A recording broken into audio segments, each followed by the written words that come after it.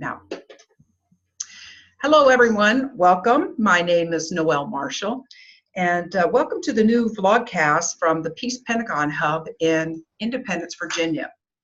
The Peace Pentagon Hub is a conference and training center for progressive programs and sacred activism. It is located on the beautiful Oracle Institute campus in Independence, Virginia. And what we do is look for solutions that are working in the world in a lot of different sectors, whether that be education, governance. But today we are delighted that we have Clare DuBois representing the environment sector. And Clare is the founder of treesisters.org, of which my husband and I are proudly members. So for a monthly donation, you too can claim to be a tree sister. But let me just give, before I turn this over to Clare, let me just give a little bit of introduction about the Tree Sisters. It's a global network of women who donate monthly to fund the restoration of our tropical forests as a collective expression of planetary care. As a feminine leadership and tropical reforestation organization, we exist to call forth the brilliance and generosity of women everywhere and channel it towards the trees. Our goal is to make it as normal for everyone to give back to nature as it currently is to take nature for granted. Guilty as charged, but since I met Tree Sisters, of course, I've changed my ways. So I'd like to welcome Clare DuBois, as I said, the founder. Tree Sisters is a UK-based charity, but they do work all around the world. But Clare, I know your story. It's just fascinating. It's inspiring. Tell us a little bit about how Tree Sisters came about. And then, because I know you're such an impassioned, articulate communicator for the trees and for our planet, I'm just going to say, why don't you take the next 15-20 minutes, talk about the three greatest things that are on your heart, well, relative to Tree Sisters, of course. So, Clare, welcome, and thank you for joining us. Wow, what a privilege, and what a risk to just give me freewheeling for 15 minutes. Who knows what's gonna or 20. Well, do feel free to like wave at me if you've got a question. Oh, indeed. I've been known to do that. Well, what I would say about Tree Sisters is it had a very unusual birthing. Mm-hmm. It's a very unusual creature, and it's, I think, will always be a very unusual creature because it is an experiment. It's entirely a social experiment. And so how that came about was I imagine, like many people out there, trying to figure out how to respond appropriately to climate change. So I was in my own place of, we can all live our lives. We can all do what we're good at. We can all, attempt to make a living. We can bring our gifts forward. And yet I feel as if the times that we live in are an invitation to discover so much more about ourselves, who and what we actually think we are, feels like a minute part of what has to come forth. And, we seem to have created a state of acute tension between humanity and the planet is struggling profoundly as a result. And that tension to me it's like a dynamic tension that will either break, like we'll either have an evolutionary crash or we'll have an evolutionary bounce. We'll morph into an expression of ourselves that is beautiful and reverent and in humility and in relationship with nature. And so I was haranguing around in myself for about 3 years, knowing that what I was doing I could do, I was good at it, but I was thoroughly dissatisfied, and it made no sense in relationship to the bigger issues that we're facing.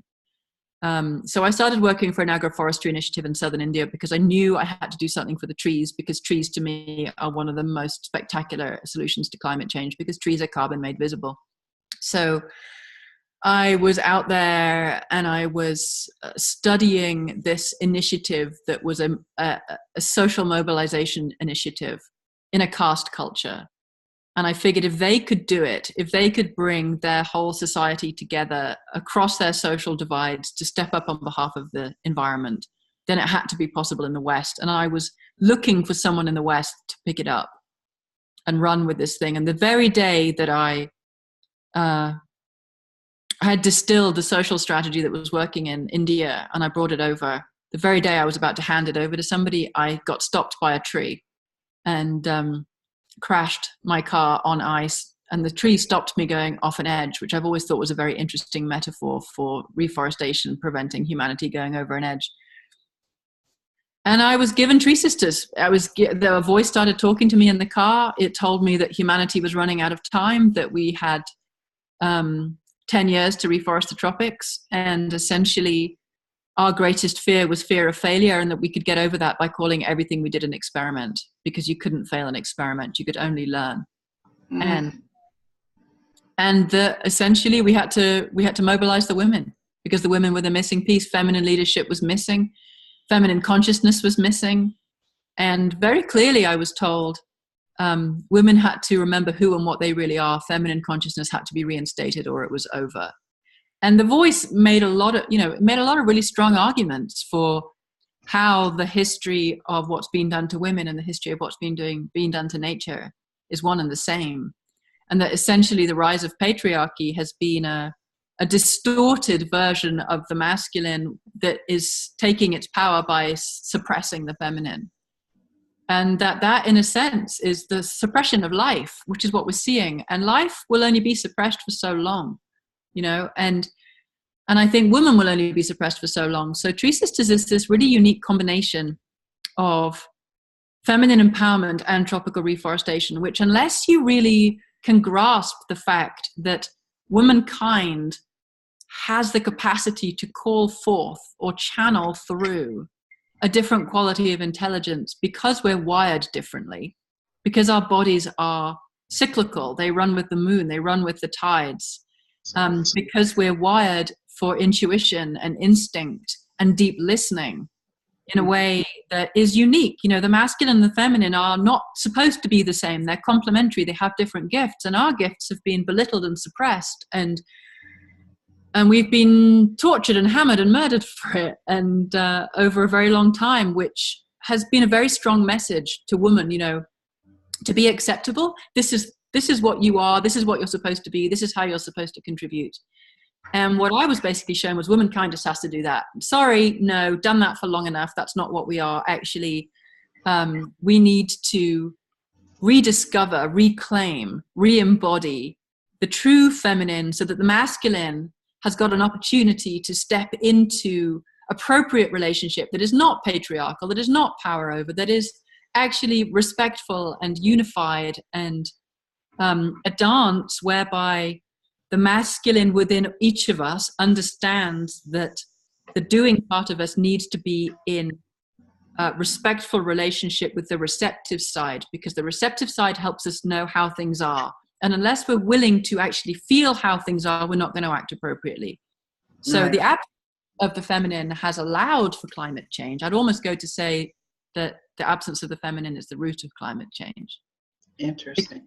Because if you could feel your indivisibility from nature, if you recognized yourself as part of rather than superior to, could you trash your own survival system, your own life support machine? No, you couldn't. No. But there's a complete absence of reverence. Right. And, I wanted to bring in here, Claire, some work by Paul Hawken, the Project Drawdown. I don't know if you're familiar with it, but it's the 100 solutions that could that could actually reverse climate change. And if you took women empowerment, the education of women, and you took reforestation, that is 75% of the solution, just those two out of the 100. And I just find that, so synchronous with what you're saying, so aligned with what you're saying and bringing, and it's beautiful. But continue. Well, luckily, Paul actually said that he thinks Tree Sisters is one of the most important solutions for climate change. Like, he's right behind us for that very reason. Mm-hmm. And right. And actually, the empowerment of women inside of Project Drawdown is not looking at Western women. It's looking at developing women and birth control and women in positions of responsibility. I mean, our reforestation projects, it's the same there, where there are women in positions of management. The work goes really well classically, because the feminine way is to ensure that everybody benefits. Because we naturally tend the whole system. That's what we're wired for. We're wired for family, and we're wired for the health of the family and the harmony of the family. But those capacities extend way beyond the family because the truth is, we're not in these tiny little cells that we've put ourselves into in our homes in isolation. We are actually as indivisible from nature as the clouds and the deer and the shoals of fish that we're losing. Only we're the only ones that have decided to separate ourselves off with our minds. So our work is essentially really unusual in as much as we're not just telling people, will you give money for trees? We are asking people to give money for trees, but we're saying that is one part of 5 core aspects. And those core aspects are, we have to be willing to open our mind to perceive that humanity is so much more than we've been taught. Because whilst you stay in the box of our current conditioning, you are going to see that taking from nature is our birthright and giving back to nature belongs to somebody else, because we've been taught that it is our divine right to basically take whatever we want and not think about the consequences. That's what's been normalized. So if you can open your mind to the brilliance and the magnificence of the limitless cosmos and open to the possibility that you're part of that, then you start to have access to a completely different quality of intelligence. That's the first part. Second part, we call embrace, which is how we choose to use our hearts, how we choose to love, how we choose to embrace, how we choose to not judge, how we choose to call forth the highest expression of ourselves and others.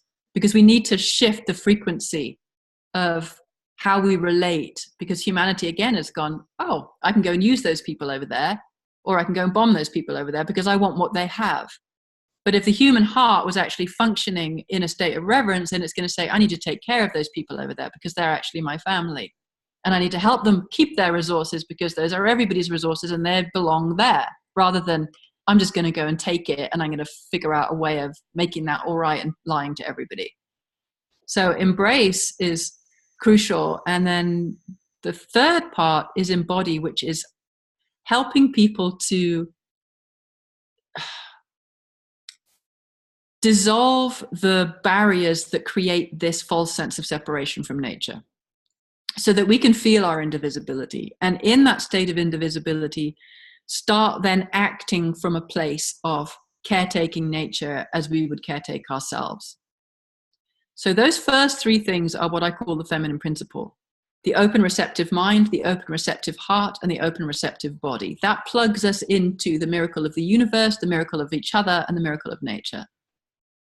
Out of that, then, that sense of connection and everything that we receive will move us into action that is appropriate for a miraculous universe, an incredible human species, and a breathtaking natural world. And we will start living in right relationship to it.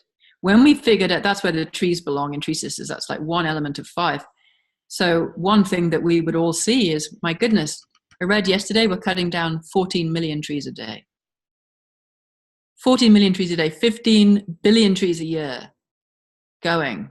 And we're replanting at half that rate.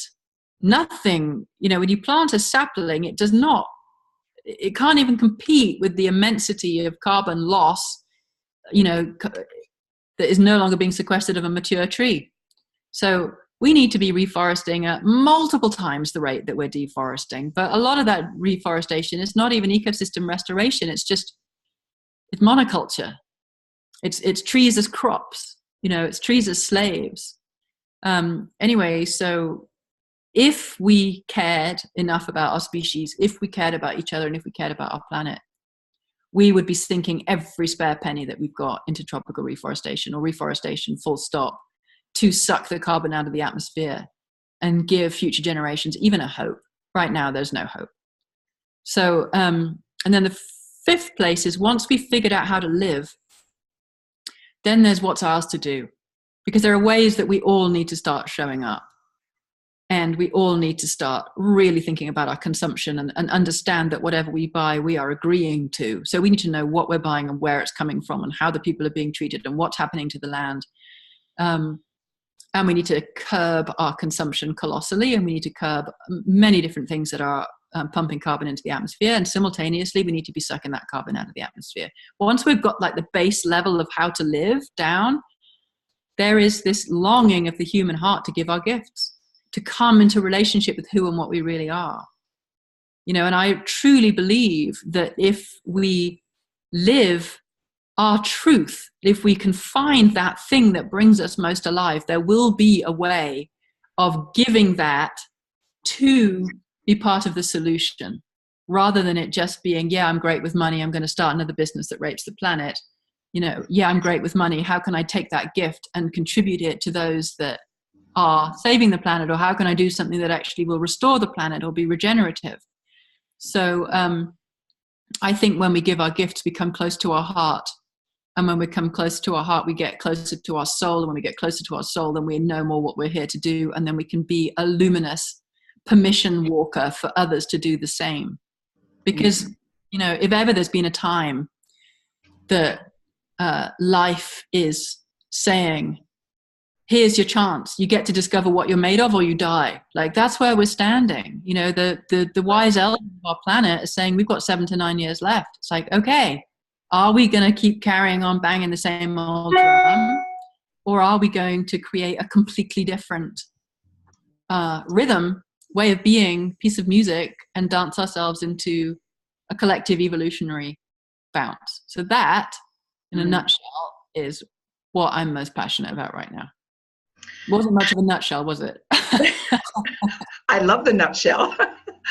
I'd also want to say that, again, speaking of your friend, our friend, Paul Hawkins, and all the great work that he's doing, you know, I watched one of his videos recently. He says, is climate change happening to us or is it happening for us?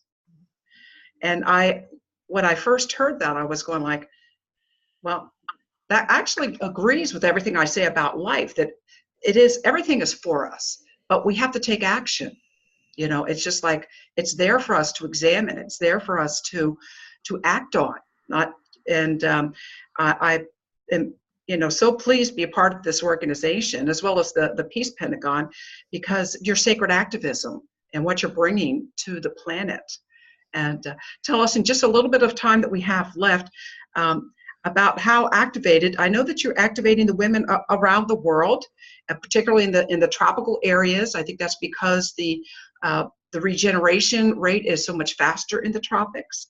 And also, you could close by letting us know how others can have this little sign here on the on their bill, have a little billboard like this to share how more can find out about treesisters.org. Oh, back to you, Claire. So activation inside of Tree Sisters is going to look very different for each single person. You know, there is a baseline, which is we are trying to make it normal for everybody to give back, because right now we've got under 4,000 women who are actually contributing over 2 million trees a year. You can contribute a lot with a very small amount. So if you were to give $25 a month, you're planting over 800 trees a year. You know, but how many people could give 50, 100, 200, 1,000 without even thinking about it? You know, we need to start thinking about what's the most I can give back, not what's the least. And there's a beauty in that, because if you actually feel for everything we've taken from nature, everything, including our own bodies, and what are you going to say? You know, so I'm willing to give a $5 or 10 or whatever it is. Actually, you know, what is the appropriate amount? What's an amount that you could give that connects you to your heart and actually is high enough of an amount to have your attention follow it to the trees? Okay, I want to know what they're doing. I want to know that they're doing it well. I want updates. I want to be more involved. I want to be able to give my attention to that thing. That's what we need. So, and that's a privilege. I think of it as a privilege to be able to give back. And when you give back through Tree Sisters, you are getting people out of indentured slavery in Madagascar. You're helping to grow mangroves, which are restoring fish stocks and helping with tidal swells. You're helping to grow dry deciduous that are protecting 6 endangered species of lemurs, also in Madagascar. You're growing forest corridors and protecting endangered pumas and jaguars and ocelots and monkeys and trees that are on the endangered list in Brazil. You're protecting the last 250 cross river gorillas, the most endangered gorillas on the planet in Cameroon, where we're just starting to plant. You're growing back jungles and community villages in Nepal. You're growing cloud forest in northern India. You're growing agroforestry trees and helping people basically stop committing suicide in southern India and Tamil Nadu. And you're reforesting the south and north slopes of Mount Kenya to help Mount Kenya actually produce the rivers that the populations downstream need to grow their own food. They're stunning projects. And when you give, you're giving to all of those people and all of those lands and all of those species, as well as sucking carbon out of the atmosphere. And you can do that by simply going to treesisters.org and pressing join, or going to treesisters.org and pressing donate, or going to billiontrees.me. That's billiontrees.me, because we've just started our journey from 1 million trees a year to 1 billion trees a year. And we'll get there when there's 20,000 of us. Now, in reality, there should be the whole planet giving. And if the whole planet was giving, and when we do normalize giving back, so that it's as normal to give back as it currently is to take for granted, we will have enough money to reforest the planet in a heartbeat, to do sustainable agriculture, to clean up our oceans, to repopulate the sea. We could do it. We just need to choose. And that's that mind shift from, no, I want everything that I earn to go towards taking so that I can feel safe in my limited little world, to, I need what I'm earning to go back so that I can create safety ongoingly for all of us, so that I can be part of the solution. So I would request that everybody here really thinks about it. You know, are you ready? Are you willing to make that evolutionary leap and start shifting from what I call consumer consciousness to restorer consciousness? Because we've got very little time left. And in that time, we get to astonish ourselves, or we get to horrify ourselves, quite honestly. You know, and think about everything that our ancestors have gone through. Are we prepared to say to them, sorry, I know it was a great effort, but we're going out on shopping.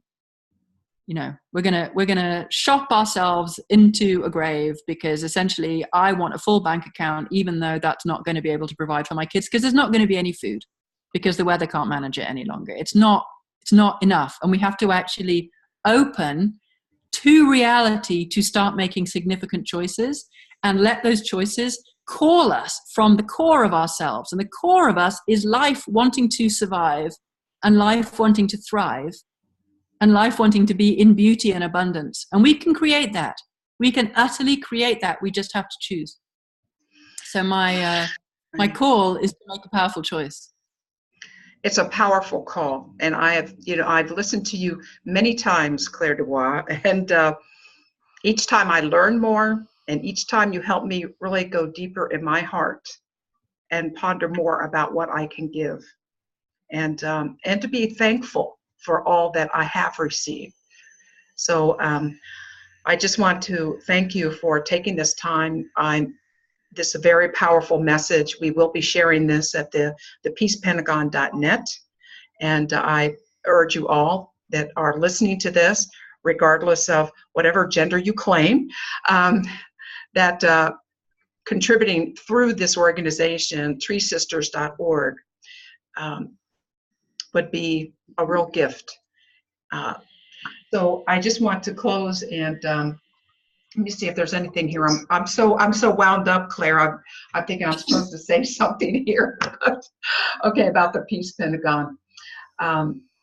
You can learn more about the Peace Pentagon at peacepentagon.net, and you'll find important actions and critical news. And I think what could be more critical than the news? It's not news, but it's a call to action. A beautiful call to action from you, Claire. So there's also opportunities at the Oracle Institute. The Peace Pentagon Net is also an eco-spiritual community on 22 acres located in southwestern Virginia on one of the oldest rivers on the planet, the New River. And you're welcome to visit there. There is a beautiful bed and breakfast. There's a campground. Labyrinth, Medicine Circle, and we are going to be this August having a very special visit from the Koji coming from Colombia, I believe. And they have a special message. They're coming off the mountain they're going to be in conversation, I know, with you, Claire, and bringing more message about the urgency of where we are on this planet.